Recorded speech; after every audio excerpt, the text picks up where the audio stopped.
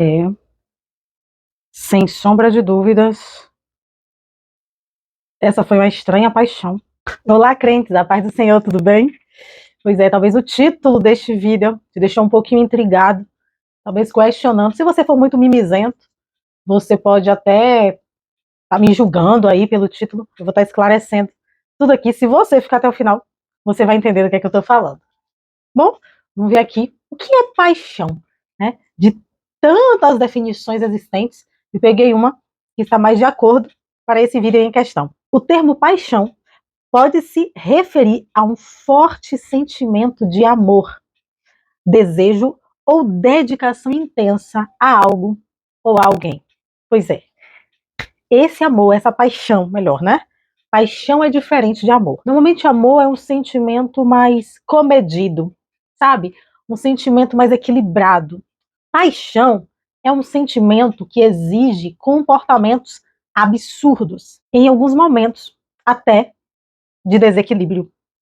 Aí você está dizendo que Jesus, Ludmila, se apaixonou de forma desequilibrada? E por quem? Não. Tudo que Jesus faz tem um equilíbrio, tem uma intenção, tem um propósito. O vídeo que eu vou trazer para você neste dia de hoje, nada mais nada menos, é falando sobre alguns pontos bíblicos que vai te ajudar a entender e a discernir sobre o que eu quero dizer. Bom, em vez de eu usar a Bíblia física, eu vou usar a Bíblia virtual, que eu já listei alguns textos que eu considero importantes para poder compartilhar com vocês nesse momento. O primeiro texto está no livro de João 3,16. E aí você já começa a matar a charada, mas fica até o final para você entender por que essa paixão é tão estranha. João 3,16 diz: porque Deus amou o mundo de tal maneira que deu o seu Filho único, para que todo aquele que nele crê não pereça, mas tenha a vida eterna. Segundo texto, Romanos 5:8. Mas Deus prova o seu amor por nós em que Cristo morreu por nós, sendo nós ainda pecadores. E o terceiro texto que eu extraí, né, que eu escolhi, é Isaías 53:5, que na minha opinião é o mais emocionante destes aqui selecionados para relatar essa paixão tão estranha de Cristo. E diz assim: mas ele foi ferido pelas nossas transgressões, sim, e moído pelas nossas iniquidades. O castigo que nos traz a paz estava sobre ele, e pelas suas pisaduras fomos sarados. Gente, que texto emocionante. Esse texto ele me comove de tal maneira. Gente, sem palavras para descrever. Por que, Ludmila, você colocou no título desse vídeo Jesus e a sua estranha paixão? Gente, é muito óbvio. Como um pai entregou seu filho para morrer por meros desconhecidos, pecadores, que diz o segundo texto. Mas Deus prova o seu amor por nós em que Cristo morreu por nós, sendo nós ainda pecadores. Como é que Cristo? A Bíblia diz que no início tudo era palavra. Tudo era palavra. Tudo que foi criado com a palavra Jesus. Jesus foi a ferramenta, que ele era a palavra, ele foi a ferramenta que construiu todas as coisas. Jesus foi participante direto da criação, lá em Gênesis. Deus simplesmente falava: haja luz, e ali era a palavra. Aí em João nós vamos ler que o verbo, ele se fez carne. É o verbo que estava com Deus, ele se fez carne e habitou entre os homens. E este verbo era Cristo. A palavra, verbo quer dizer isso, né? Palavra, a palavra que se fez ser humano, se fez Jesus. Então Jesus, ele foi criado, ele foi construído após o pecado. Houve uma idealização de Deus ainda em Gênesis. Então, houve uma promessa após o pecado para reconstruir, reconfigurar o pecado original, o pecado da desobediência. Então Jesus ele veio como o segundo Adão. Ele veio para justamente reconstruir o que havia sido destruído. Então toda a trajetória de Jesus aqui na Terra, ela não seria necessária se não fosse por conta do pecado. Então quando ele chegou, ele criou várias nuances para anunciar o reino de Deus. Mas desde o princípio ele sabia que ele precisava se sacrificar como um cordeiro, o cordeiro de Deus que tira o pecado do mundo. Porque no Antigo Testamento, toda vez que ocorria um pecado, o sacerdote, de tempos em tempos, ele iria sacrificar um cordeiro que não tivesse pecado, um cordeiro 100% limpo, sem mácula, sem ruga, sem nenhum defeito. Esse cordeiro, ele era sacrificado. E Deus iria avaliar se o pecado do povo seria ou não perdoado. E a vida do sacerdote era colocada em xeque, em risco, se Deus iria ou não aceitar aquele cordeiro. Só que Deus estava cansado desses sacrifícios. Era muito fácil pecar, colocar lá um cordeiro, o pecado ser perdoado, uhul, tô livre, vou pecar de novo depois. Então Deus disse assim, olha, sabe de uma coisa, eu vou transformar a minha palavra em um homem, que como está ligado a mim, será chamado de meu filho. Que na verdade sou eu mesmo. Só que é uma parte de mim. Então Deus, ele se repartiu, Pai, Filho e Espírito Santo, que é apenas um. E enviou o seu filho com a participação do Espírito Santo através da barriga de uma mulher virgem, pura. E disse, todo o plano está traçado. Ele vai anunciar, ou seja, o próprio Deus anunciou o seu próprio reino aqui na terra, através da sua palavra, do seu mensageiro, que era ele mesmo, e isso é loucura. Entender isso, explicar isso aqui, é loucura. É necessário que você tenha o Espírito Santo para ter esse entendimento, né, do que Jesus representa, que Jesus é o Filho de Deus, que Jesus que estava na terra é o Jesus histórico, e Jesus veio agora como representante principal do próprio Deus. E agora, Jesus estava ali, se anunciando o reino de seu Pai, né?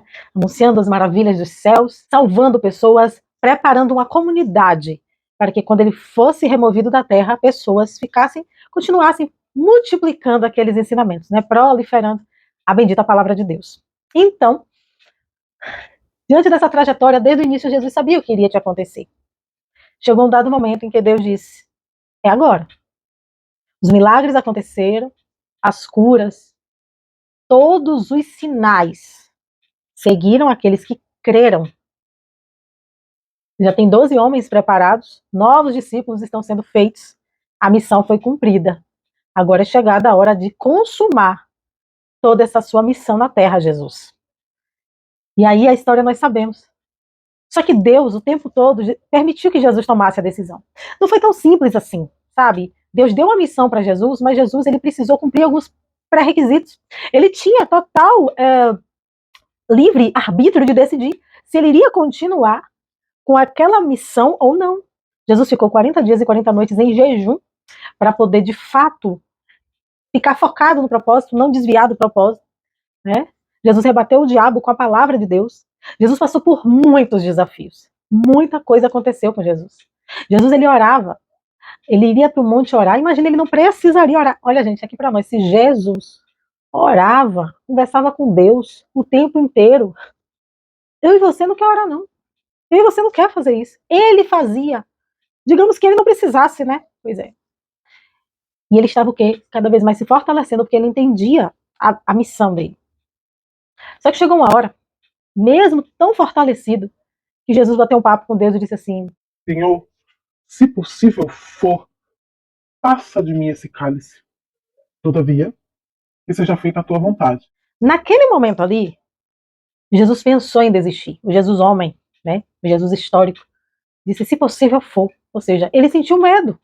Ele sentiu transtorno do pânico, ele suou sangue, ele sentiu um pouco de desespero. Estamos falando de um ser humano, gente, embora divino. Naquele momento ele precisava ser somente homem, senão seria muito fácil, ele poderia desistir rápido, ele poderia usar da divindade dele e se livrar da cruz, como ele foi incitado a fazer isso, né?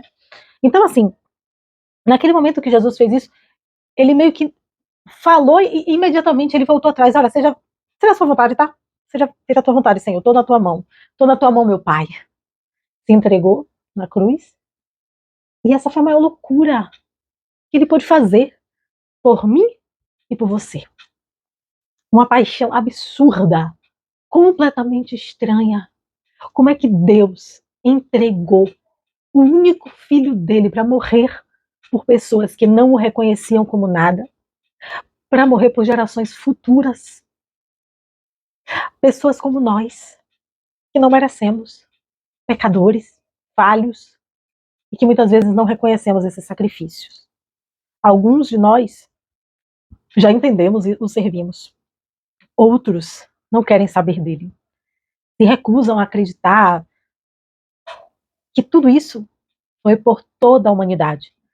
Só que eu quero encerrar esse vídeo dizendo que a crucificação, ela só tem valor para aqueles que o aceitarem como Senhor e Salvador de suas vidas.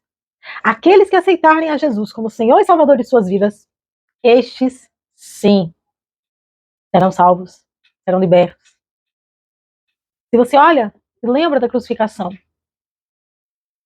ou você lê na Bíblia, e você crê que aquilo foi por você, e você declara que quer ser participante do corpo de Cristo, quer ser participante do reino de Deus, a sua salvação está garantida e a crucificação tem valor absoluto para você. Não interessa se foi há 2000 anos atrás, 2024 anos atrás, não interessa. Eu quero dizer para você, se você quiser entregar sua vida para Jesus hoje, você pode. Você pode dizer, como é que eu faço?